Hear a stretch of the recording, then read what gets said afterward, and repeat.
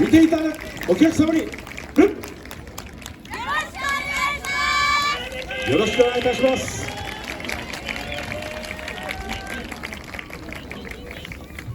夢花火2024桜舞う桜吹雪せい。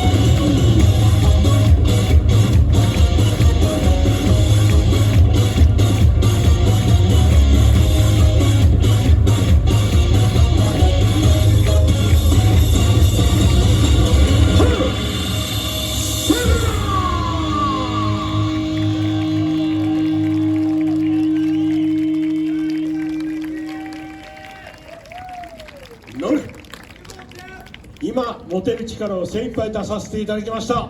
見ていただいたお客様に感謝の礼。ありがとうございました。ありがとうございました。さあ後半トップバッター桜吹雪の皆さんでした。どうもありがとうございました。